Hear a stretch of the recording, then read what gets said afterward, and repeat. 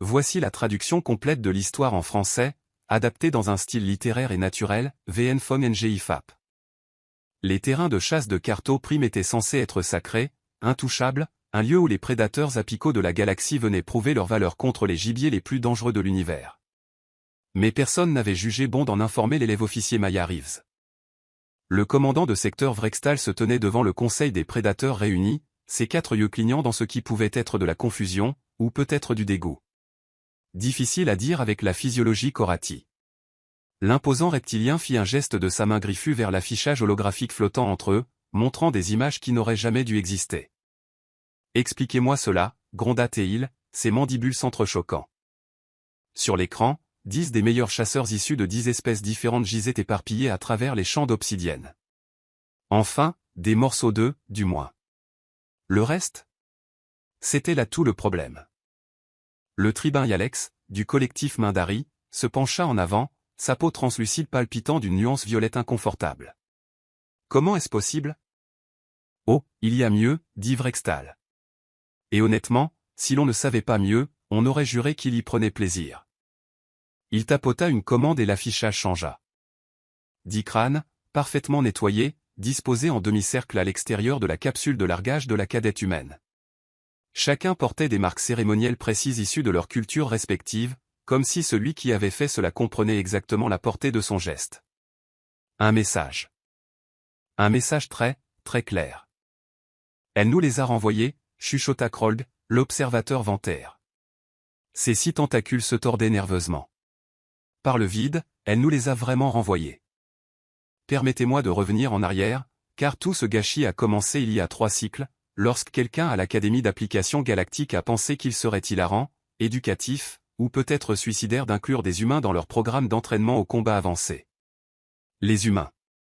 Ces étranges petits bipèdes de Sol 3 qui maîtrisaient à peine le voyage supraluminique depuis 50 ans. Ceux qui regardaient une planète avec une gravité de 2,3 fois la norme et disaient, bien sûr, on va coloniser ça. L'espèce qui a survécu à une ère glaciaire en s'enveloppant de peaux d'animaux morts et en mettant le feu à des choses. Ouais. Ces humains-là. Maya Reeves avait obtenu un score dans le 98e centile à ses examens théoriques. Simulation de combat? Hors norme. Entraînement de survie? Elle avait demandé des scénarios plus difficiles parce que, je cite, ça devenait ennuyeux. La direction de l'Académie l'avait remarqué. Tout comme certaines autres parties intéressées. Les terrains d'épreuve de Carto étaient techniquement illégaux, en vertu d'environ 17 traités galactiques différents. Mais quand on parle d'une réserve de chasse rituelle existant depuis 3000 ans, entretenue par certaines des espèces prédatrices les plus puissantes de l'espace connu, la légalité devient quelque peu flexible. 10 chasseurs s'étaient portés volontaires. Pas exactement pour la gloire, bien que cela en fît partie. Plutôt pour le défi. Le mystère. L'audace pure de se tester contre ce nouvel et étrange prédateur apical qui venait de trébucher sur la scène galactique. Ils avaient passé en revue les images, observé les humains au combat, vu leurs tactiques, leurs armes, leur mépris apparent pour l'autopréservation lorsqu'il s'agissait de protéger leur meute. Une proie adéquate, avait déclaré Arvok le nez de la lame. C'était un Rezac prime, 2,40 m de muscles, une armure naturelle plaquée et des réflexes capables de suivre un rayon photonique. Il avait tué un dragon des sables terriens à main nue alors qu'il était à peine adolescent. L'imparfait étant le temps opératif ici. La chasse avait été simple. Larguer la cadette humaine dans la zone 7 des terrains d'épreuve, la région du bassin volcanique. Lui donner un équipement de survie standard. Rien de sophistiqué. Un couteau de combat, une arme de poing à énergie basique, quelques rations. Le même équipement que n'importe quel cadet. Puis lâcher les chasseurs. Il s'attendait à une bonne traque. Peut-être 2 ou 3 jours de poursuite avant la conclusion inévitable. L'humaine était jeune, après tout. 22 années standard. À peine sortie de l'adolescence selon les normes galactiques. Certes, elle était entraînée. Mais l'entraînement a ses limites quand on est chassé par des professionnels qui font cela depuis avant la naissance de ses grands-parents. Le premier jour avait été prometteur. Arvok avait repéré sa piste presque immédiatement. L'humaine s'était dirigée vers les tubes de lave, choix judicieux et essayant de masquer sa signature thermique. Elle avait même posé quelques pièges basiques. Des pièges mignons. Le genre qu'on enseigne dans les cours de survie de première année. Arvok les avait méprisés, évités facilement, et avait avancé. Sa dernière transmission était confiante, presque dédaigneuse. Cible acquise. Interception en cours. Ce sera fini au coucher du soleil.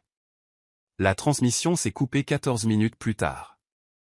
Quand ils l'ont trouvé 3 jours après, quand tout fut terminé, Arvok pendait à une formation rocheuse, suspendue par son propre fouet neural.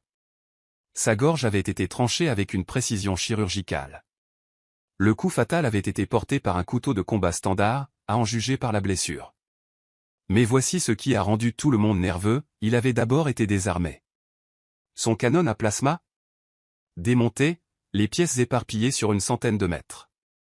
Son armure? Retirée, pièce par pièce. Comme si quelqu'un suivait un manuel technique. Ses propres armes avaient été utilisées pour créer un système de pièges élaboré qu'il avait canalisé vers une zone mortelle. Une zone mortelle où une cadette humaine de 22 ans l'attendait. Peut-être l'a-t-il sous-estimé, avait suggéré Plexus. Plexus était une traqueuse d'ombre, une espèce si douée pour l'infiltration que 3 gouvernements majeurs avaient tenté de leur interdire le service militaire. Elle pouvait devenir presque invisible, se déplacer sans un bruit, frapper depuis l'obscurité totale. Elle s'était portée volontaire pour y aller ensuite, confiante de réussir là où la force brute avait échoué. Ils ont trouvé Plexus empalé sur une stalagmite dans les grottes inférieures. La partie vraiment impressionnante? L'humaine avait trafiqué sa propre charge plasma pour qu'elle explose sur un déclencheur à pression, puis avait utilisé la cape d'ombre de Plexus pour dissimuler le piège. Plexus, invisible, prédatrice extraordinaire, était morte de ses propres avantages retournés contre elle. C'est impossible, disait maintenant Krolg en fixant l'écran. Les humains ne sont pas des chasseurs de meute à ce niveau. Ils sont coopératifs, oui, mais ça? C'est un comportement de contre-prédation sophistiqué. De l'adaptation. De l'apprentissage. Elle les a étudiés en plein combat et a exploité leurs faiblesses. Vrextal ouvrit un autre fichier. Après la chute de Plexus, 3 chasseurs y sont allés ensemble. Yarvo, Plique et Tandar. Espèces différentes, tactiques différentes, assauts coordonnés. Ils avaient le soutien aérien de Skrill, 4 vecteurs d'attaque simultanés. L'écran montrait la topographie du terrain. Les signatures thermiques. L'analyse tactique d'une embuscade parfaite qui aurait dû se terminer par la mort de la cadette humaine, submergée. Aurait dû. Au lieu de cela, l'affichage montrait tout autre chose. L'humaine s'était terrée dans un complexe minier abandonné, un labyrinthe de tunnels et de puits que les chasseurs devaient naviguer avec prudence. Elle utilisa l'environnement comme une arme. Tunnels effondrés. Évents géothermiques redirigés. Incendie déclenché pour créer des écrans de fumée et une confusion thermique. Yarvo est mort lorsqu'une section entière du complexe s'est effondrée sur lui. Ce n'était pas un accident. Les poutres de soutien avaient été coupées au chalumeau à plasma, chronométrées pour s'effondrer exactement quand ces pales lourds atteindraient le point faible. Plique, le pisteur, fut le suivant. Il avait suivi son odeur dans un corridor en cul-de-sac. L'humaine était là, attendant, portant un respirateur qu'elle avait bricolé à partir d'équipements miniers. Le corridor avait été rempli de gaz toxiques provenant d'un conteneur de stockage rompu. L'espèce de Plique avait d'excellents récepteurs olfactifs. Cela l'a tué en moins d'1 minute. Tandar est allé le plus loin. Il l'avait en fait coincé, ou du moins le pensait-il, dans une salle de jonction centrale. Ils ont échangé des tirs. Il a marqué un coup, l'a touché à l'épaule avec une balle plasma. Elle est tombée. Il s'est approché pour confirmer l'élimination. L'humaine a roulé, a tiré depuis le sol et a mis 3 balles dans son réseau optique, l'aveuglant. Puis elle a utilisé sa propre lame, prise à Arvok apparemment, pour finir le travail. Le chasseur volant a immédiatement changé de tactique, reconnaissant que l'humaine était bien plus dangereuse que prévu. Il s'est replié pour réévaluer. Intelligent, professionnel, exactement ce qu'un chasseur devrait faire face à une résistance inattendue. L'humaine l'a abattu du ciel avec le fusil lourd de Yarvo. Un seul tir, à travers une brèche d'à peine 8 cm, sur une cible se déplaçant à 60 km/h, dans des conditions de faible luminosité, tout en étant blessé. Ce n'est pas possible, dit Alex d'un ton plat. La précision oculaire humaine est bonne, mais pas à ce point. Pas sous stress, pas en étant blessé. Continuez à regarder, dit Vrextal. Les chasseurs restants se sont regroupés. Il en restait 5. Ils avaient abandonné toute fierté à ce stade et sont passés à l'efficacité pure. Ils l'ont traqué jusqu'aux plaines volcaniques, pensant que le terrain découvert jouerait en leur faveur. Pas de couverture pour l'humaine. Nulle part où se cacher. Juste des champs d'obsidienne plats et de l'air surchauffé. Maya Reeves a pris la hauteur. Littéralement. Elle a escaladé le volcan actif au centre du bassin, grimpant 100 mètres de roche volcanique quasi verticale avec une épaule brûlée au plasma, et a mis en place une position défensive qui aurait fait pleurer un ingénieur militaire. Elle a utilisé chaque pièce d'équipement prise aux chasseurs tombés, créé des champs de tir superposés, établi des positions de repli, miné les approches avec des explosifs improvisés fabriqués à partir de composants de cellules énergétiques. Les chasseurs se sont lancés sur elle dans une attaque coordonnée, pensant qu'elle ne pourrait pas couvrir tous les angles. Elle n'en a pas eu besoin. Le volcan est entré en éruption. Pas naturellement. L'humaine a délibérément déclenché une éruption mineure en déstabilisant une chambre magmatique avec des charges placées précisément. Elle avait étudié les relevés géologiques depuis la base de données de sa capsule, identifié un point faible, et l'avait utilisé. 3 chasseurs sont morts dans l'explosion initiale. Les survivants? Eh bien, ils ne le sont pas restés longtemps. Maya les accueillit alors qu'ils fuyaient, un par un, utilisant la fumée et la cendre comme couverture, changeant constamment de position, ne restant jamais immobile. Le dernier chasseur, un vétéran Korati nommé Klek, avait presque atteint la zone d'extraction avant que l'humaine ne le rattrape. Ils l'ont trouvé avec sa propre lame cérémonielle plantée dans la colonne vertébrale. L'analyse médicale suggère qu'elle l'a laissé courir pendant près d'1 heure avant d'en finir. Guerre psychologique. Lui faire peur. Lui faire comprendre ce que cela faisait d'être une proie.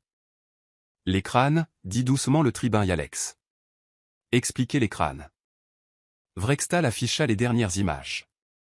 Maya Reeves, couverte de cendres et de sang dont la majeure partie n'était pas le sien, assise à l'extérieur de sa capsule. Elle avait utilisé un laser minier pour nettoyer soigneusement, méthodiquement, chaque crâne. Puis elle les avait peints avec des marques. Pas des marques aléatoires.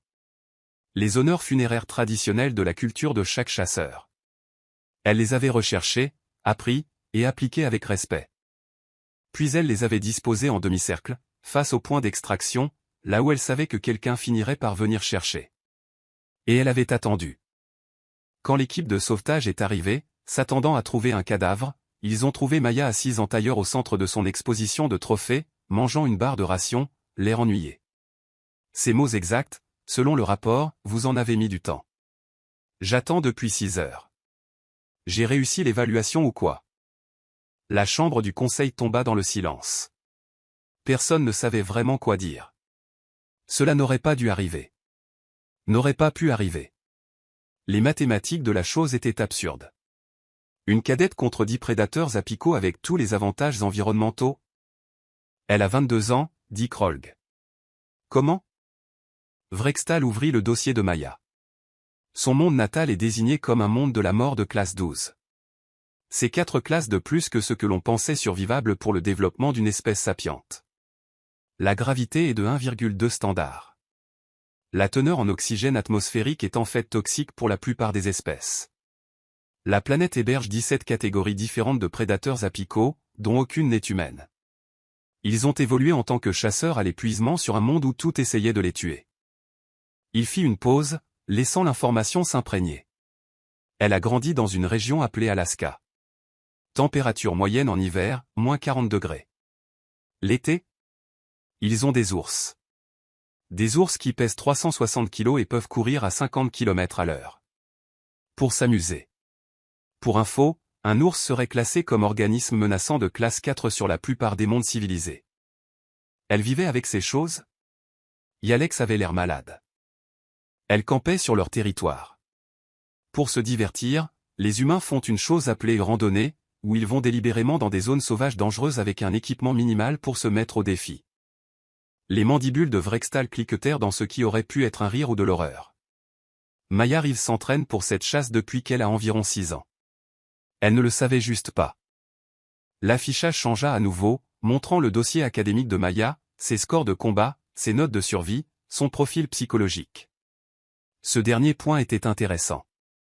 Sous réponse à la menace, son évaluateur avait écrit « La cadette Reeves fait preuve d'un calme inhabituel sous la pression. Face à des probabilités écrasantes en simulation, elle ne panique pas et ne se fiche pas. Elle devient créative, puis elle se met en colère. Recommande une surveillance étroite lors des scénarios de combat réels. » Créative, répéta Krolg. Elle a transformé leur chasse en un tutoriel sur la guerre humaine, la pose de pièges, les tactiques d'embuscade, l'exploitation environnementale, l'adaptation des armes. Elle leur a enseigné, juste avant de les tuer, exactement pourquoi les humains sont dangereux. Alors, qu'est-ce qu'on fait d'elle, demanda Alex. C'était censé être impossible. Elle a ridiculisé certains des chasseurs les plus dangereux de la galaxie. Les implications politiques à elle seule. Vrextal, fermez les dossiers. Nous la promouvons. Quoi? Elle a réussi l'évaluation, dépassé tous les paramètres, démontré une ingéniosité, une acuité tactique et une capacité de survie au-delà des normes attendues. Selon nos propres règles, elle a mérité son avancement. Vous n'êtes pas sérieux. Elle a tué 10 êtres sentients. Qui s'était porté volontaire pour la chasser dans un terrain d'épreuve illégale, répliqua Vrextal. Techniquement, elle se défendait contre de multiples tentatives de meurtre. La légitime défense est protégée par la loi galactique. De plus, ajouta-t-il en montrant les crânes sur l'écran, elle les a honorés, leur a donné les rites funéraires appropriés. Cela montre du respect, une compréhension des protocoles culturels, et une sophistication psychologique. Tout ce que nous voulons chez un officier. Le conseil se regarda les crânes, puis le dossier de Maya. Il y a encore une chose, dit Vrextal. Elle a laissé un message. Il lança l'enregistrement. La voix de Maya, fatiguée mais stable, s'adressant à quiconque la trouverait. À qui de droit? Je sais que c'était un test. Je ne sais pas si c'était officiel ou non, et honnêtement, je m'en fous. Vous avez envoyé des chasseurs après moi. Je me suis occupé d'eux. C'est comme ça que ça marche. Mais je veux être clair sur une chose. Je n'ai pas aimé ça. Je ne les ai pas chassés pour le sport. J'ai fait ce que j'avais à faire pour survivre. Chacun d'entre eux était compétent, dangereux et digne de respect. Ils se sont bien battus. Ils sont morts dignement. Je m'en suis assuré. Une pause.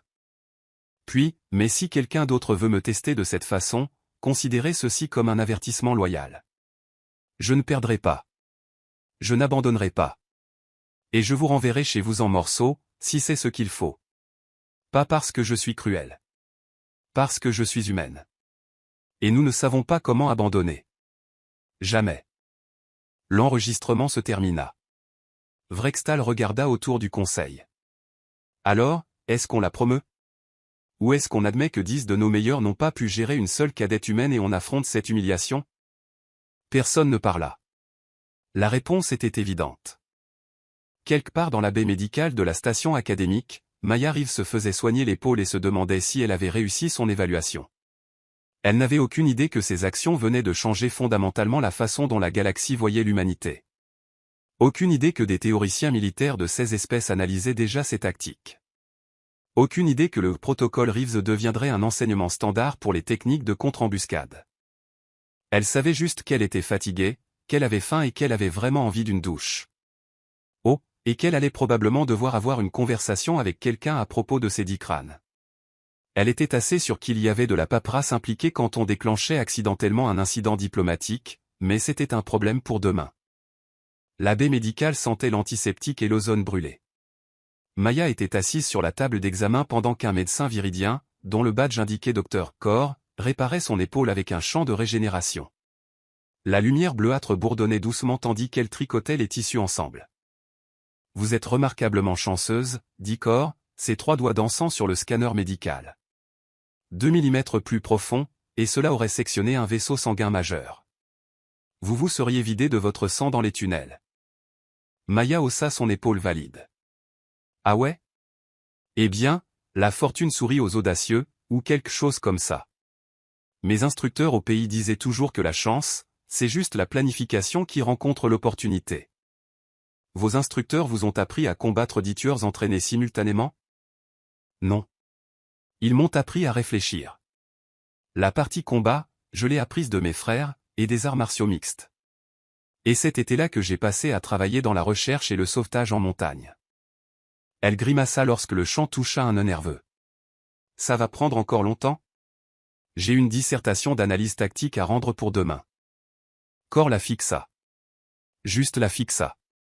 Ses membranes optiques se dilatèrent dans ce que Maya avait appris signifier la perplexité chez son espèce. Cadet Reeves, vous avez passé 4 jours à être traqué par des prédateurs apicaux. Vous avez tué 10 anciens.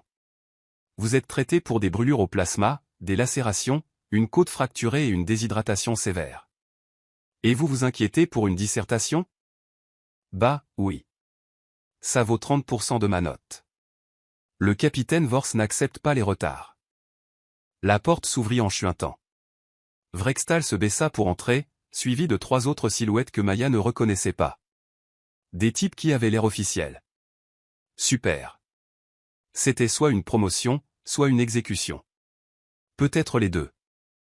Cadet Reeves, dit Vrextal, nous devons parler. J'ai des ennuis, demanda Maya en sautant de la table malgré les protestations de Cor. Parce que techniquement, je me défendais.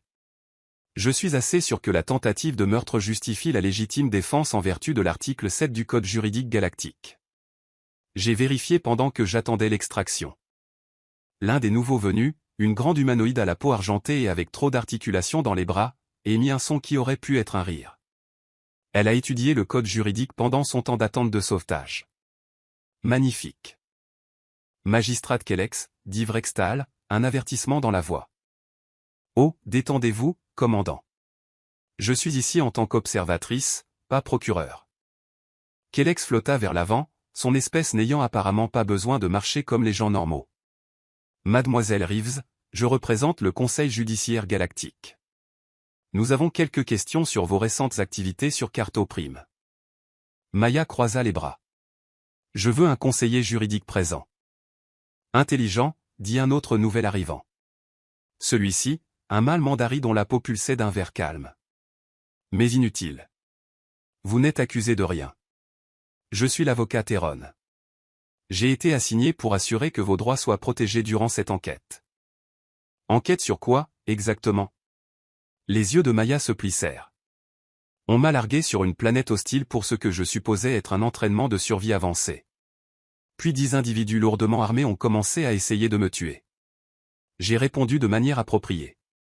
Fin de l'histoire. De manière appropriée, répéta Kellex. Vous les avez tous tués. Ils ont commencé. Je l'ai fini avec un préjudice extrême. Je l'ai fini avec efficacité, corrigea Maya. Il y a une différence. Le préjudice extrême aurait été de les faire souffrir. J'ai donné à chacun d'eux une mort rapide quand c'était possible. Ceux qui sont morts dans les pièges environnementaux? C'est regrettable. Mais je travaillais avec des ressources limitées. Vous voulez des mises à mort propres? Donnez-moi un meilleur équipement la prochaine fois.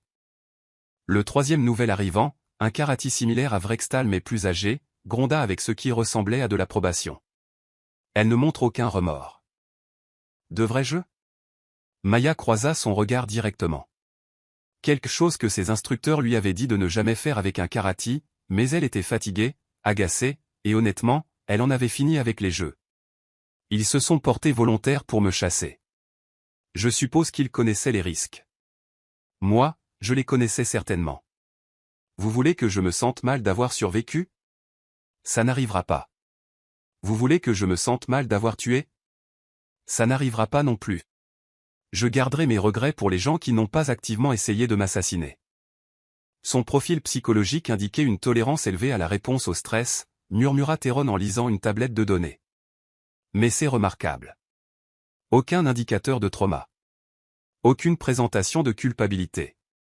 Juste une acceptation pragmatique. Ça s'appelle la compartimentation, dit Maya. Les humains sont doués pour ça. On est un peu obligé de l'être. Toute notre histoire évolutive est un traumatisme violent ponctué de brèves périodes d'agriculture. Tu gères, ou tu ne survis pas assez longtemps pour te reproduire. Kellex inclina la tête à un angle qui aurait brisé un cou humain. Êtes-vous consciente que 3 des chasseurs que vous avez tués étaient de la noblesse? Que Harvok le nez de la lame était cousin de l'empereur Rezak? Que vos actions ont causé des complications politiques significatives? Êtes-vous consciente que personne ne m'a dit que j'étais chassé jusqu'à ce que des gens commencent à me tirer dessus, répliqua Maya. Écoutez, je suis désolé si j'ai causé des problèmes diplomatiques. Sincèrement. Mais mon instinct de survie n'a pas de paramètres pour vérifier le rang social avant de me défendre. Si l'empereur a des plaintes, il peut les déposer par les voies appropriées. J'écrirai même une lettre d'excuse si ça aide, mais je ne m'excuserai pas d'être en vie. Le vieux Karaty rit. Rit vraiment. Un son profond et tonitruant qui fit trembler l'équipement médical. Par les ancêtres, j'aime celle-là. Elle a du cran. Vrextal, vous aviez raison. Elle est exactement ce dont nous avons besoin. Besoin pourquoi? Demanda Maya avec suspicion. Vrextal s'avança. Cadet Reeves, tout ce que vous avez vécu était techniquement illégal. Les terrains d'épreuve de Carto sont interdits par de multiples traités. Les chasseurs qui se sont portés volontaires l'ont fait en dehors des canaux officiels. Toute cette situation est un cauchemar politique. D'accord. Cependant, interjeta doucement Kellex, le fait demeure que vous avez survécu à un scénario impossible. De plus, vous avez démontré des capacités tactiques qui dépassent de loin votre niveau d'entraînement. Vous vous êtes adapté, avez improvisé et avez surmonté des probabilités qui auraient dû être insurmontables. Cela nous intéresse. L'Académie d'application galactique existe pour produire les meilleurs officiers de l'espace connus, dit le vieux Karaty. Je suis le haut-commandant Tarvok, directeur des opérations spéciales. Notre travail est de gérer des situations que les forces conventionnelles ne peuvent pas gérer. Prise d'otages. Contre-terrorisme. Extraction à haut risque. Nous avons besoin de gens qui peuvent réfléchir sous pression, qui peuvent transformer les désavantages en avantages, qui refusent d'accepter l'échec. Maya sentit quelque chose de froid s'installer dans son estomac. Vous voulez me recruter pour des opérations clandestines? Opération spéciale, corrigea Tarvok. Il y a une différence. Nous opérons dans les limites légales. La plupart du temps. Ce que nous ne faisons pas, c'est abandonner quand les choses deviennent difficiles. Ce que nous ne faisons pas, c'est accepter des chances impossibles comme réponse définitive. Vous avez prouvé que vous possédez ces qualités. Je suis une cadette. Je suis à l'académie depuis 8 mois. Et vous avez tué 10 prédateurs à Pico avec un équipement de base et des connaissances tactiques, dit Vrextal. Maya, la plupart des officiers ne font jamais face au combat de toute leur carrière. Vous avez déjà démontré plus de capacités pratiques que des soldats avec des décennies d'expérience. Nous serions fous de ne pas le reconnaître. Maya regarda chacun d'eux tour à tour. C'était insensé. C'était absolument fou.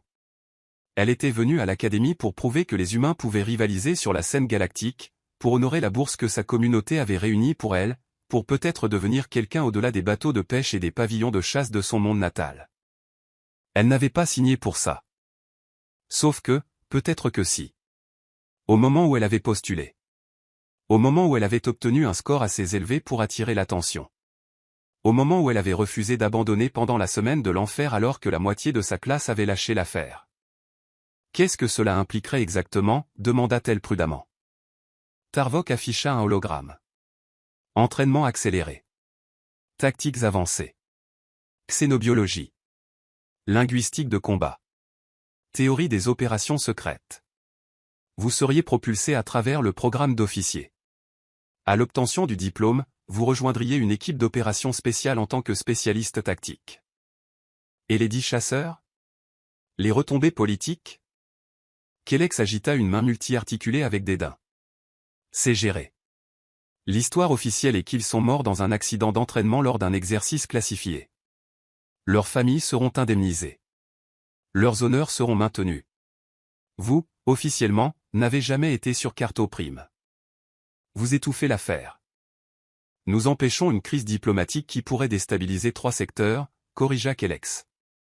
L'alternative, ce sont des procès publics, des discours politiques et une possible escalade militaire entre espèces. Les familles ont accepté l'arrangement. Tout le monde impliqué comprend la situation. C'est la solution la plus propre. Sauf que je dois vivre avec, dit doucement Maya. Je dois garder ce secret. Cadet Reeves, si vous refusez cette offre, aucune mesure ne sera prise contre vous. Vous pouvez continuer votre cursus standard à l'académie. Cette conversation sera scellée. Vous n'en entendrez plus jamais parler. Nous vous donnons un choix. Un choix. C'est ça. Rejoindre les opérations spéciales et devenir exactement le genre de soldat dont la galaxie avait apparemment besoin, ou retourner aux cours normaux et faire semblant que rien de tout cela n'était arrivé. Faire semblant qu'elle n'avait pas appris de quoi elle était capable quand la survie était la seule option. Maya pensa à ces 10 chasseurs, au moment où Harvok l'avait trouvée dans les tubes de lave et où elle avait réalisé qu'il allait la tuer à moins qu'elle ne fasse quelque chose. Le calcul froid qui s'était installé sur son cerveau, repoussant la peur, exécutant des scénarios, trouvant la solution. Elle avait été terrifiée, mais elle avait agi quand même. C'était ce que faisaient les humains. Ils agissaient. Même quand ils avaient peur. Surtout quand ils avaient peur. Si j'accepte, dit-elle lentement, je veux une transparence totale. Plus de tests secrets. Plus de surprises. Vous me voulez dans votre équipe. J'ai besoin de croire que vous êtes honnête avec moi. Accordé, dit immédiatement Harvok. Et je veux finir ma dissertation d'analyse tactique parce que j'ai travaillé dur sur ce truc et le capitaine Vorse est déjà sceptique sur les capacités académiques humaines. Les mandibules de Vrextal cliquetèrent d'amusement. Accordé aussi. Et je veux ces crânes. Tout le monde s'arrêta, la fixa. Les crânes que j'ai préparés, clarifia Maya. Les crânes des chasseurs. Si je dois porter ce secret, je veux me souvenir d'eux correctement. Ils méritent ça. C'étaient des guerriers. Ils sont morts en faisant ce en quoi ils croyaient. Je veux honorer ça. Kellex échangea des regards avec Tarvok. Une communication silencieuse se passa que Maya ne put lire. C'est hautement irrégulier, finit par dire Kellex. Tout comme me larguer sur une planète mortelle pour être chassé pour le sport. J'imagine qu'on a dépassé le stade de la régularité à ce point. Tarvok rit à nouveau. Donnez-lui les crânes. Elle les a mérités. De plus, il est bon pour un guerrier de se souvenir de ceux qui l'ont testé. Ça garde humble. Alors nous avons un accord, demanda Vrextal.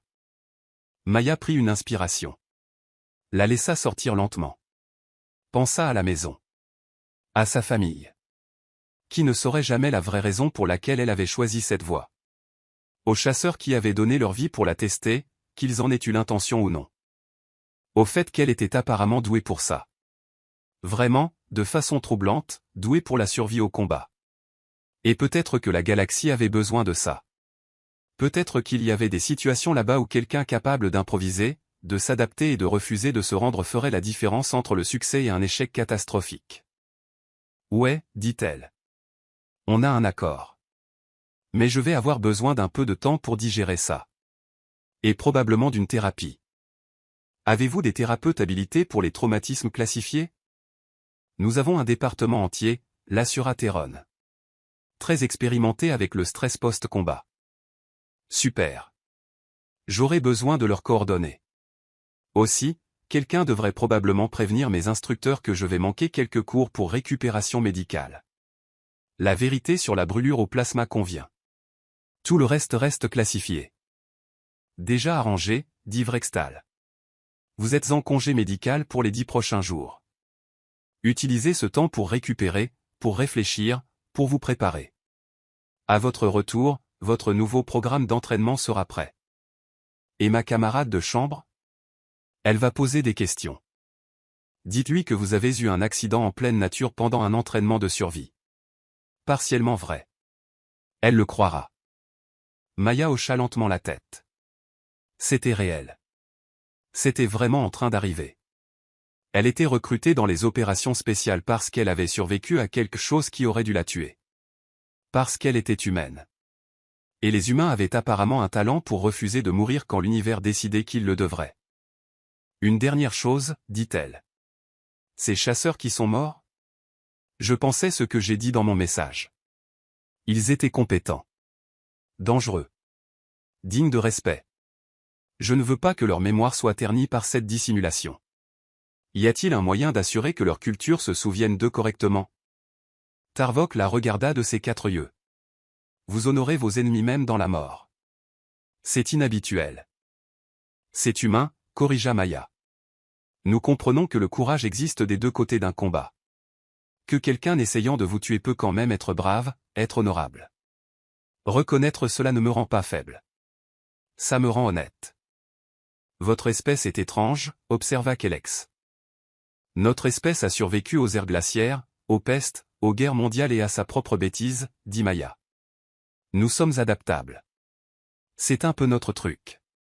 Avec l'obstination, la rancune, et apparemment, une incapacité à reconnaître quand nous sommes censés perdre. Ce qui vous rend parfaite pour les opérations spéciales, dit Harvok. Bienvenue dans l'équipe, Cadet Reeves. Essayez de ne pas mourir pendant l'entraînement. La paperasse serait excessive. Je ferai de mon mieux, chef. Ils sortirent, laissant Maya seule avec le docteur Core, qui avait observé silencieusement toute la conversation. Vous êtes remarquablement calme pour quelqu'un qui vient d'accepter de rejoindre la branche la plus dangereuse du service militaire, observa Teil. Maya haussa les épaules. Je viens d'Alaska. Nous avons un dicton. Quand la vie te donne des citrons, tu fais de la limonade. Quand la vie te largue sur une planète mortelle avec 10 chasseurs essayant de te tuer, tu fais une déclaration. Je suppose que j'ai fait la mienne. En ramenant leur crâne. En survivant. Les crânes étaient juste la ponctuation. Core finit de sceller son épaule et désactiva le champ de régénération. Vous pourriez ressentir une certaine douleur ces prochains jours. Je recommande du repos, de l'hydratation, et d'éviter toute activité qui pourrait, comme en disent les humains, vous faire tuer. Pas de promesse, dit Maya en glissant de la table. Mais j'essaierai. Elle quitta la baie médicale et se dirigea vers ses quartiers. Les couloirs de la station étaient animés par les cadets transitant entre les cours. Personne ne la regarda 2 fois. Juste une autre étudiante se remettant d'une blessure d'entraînement. Il n'avait aucune idée. Maya passa devant un hublot et s'arrêta. Regardant les étoiles. Quelque part là-bas, il y avait des menaces que la galaxie avait besoin de gérer. Des situations qui nécessitaient quelqu'un prêt à faire tout ce qu'il fallait pour réussir. Des problèmes que la pensée conventionnelle ne pouvait pas résoudre. Et apparemment, elle allait faire partie de la solution. Son communicateur émit un bip, un message de sa camarade de chambre demandant si elle allait bien, si elle avait besoin de quelque chose. Maya sourit et tapa une réponse, je vais bien. Juste eu un exercice d'entraînement difficile. Je reviens bientôt. Garde-moi quelques-unes de ces barres de céréales centauriennes que tu stockes. Simple. Normal. Le mensonge vint facilement. Peut-être trop facilement. Elle continua de marcher, pensant aux 10 crânes qui seraient bientôt livrés à ses quartiers. Aux chasseurs qu'il avait testés et avait perdus. Au chemin qu'elle venait de choisir. Sa dissertation d'analyse tactique pouvait attendre. D'abord, elle devait installer un mémorial approprié. Les chasseurs méritaient ça. Ils étaient venus à elle avec tout ce qu'ils avaient, l'avaient poussée à ses limites absolues, et ce faisant, ils avaient révélé ce dont elle était capable. Ils l'avaient rendue dangereuse. Ils l'avaient rendue prête. Et maintenant, la galaxie allait découvrir exactement ce que cela signifiait. Quelque part dans le centre d'entraînement des opérations spéciales, des instructeurs préparaient déjà des scénarios conçus pour défier l'adaptabilité humaine. Ils tiraient des données de sa chasse, analysaient ses tactiques, essayant de comprendre les schémas. Ils allaient l'entraîner, la pousser, la tester, encore et encore. Maya avait hâte, car s'il y avait bien une chose pour laquelle les humains étaient doués, un trait qui les avait portés des cavernes aux vaisseaux spatiaux, c'était le refus simple, obstiné et absolu d'accepter les limites. Il l'avait chassée. Elle avait gagné. Et maintenant? Maintenant, le vrai travail commençait.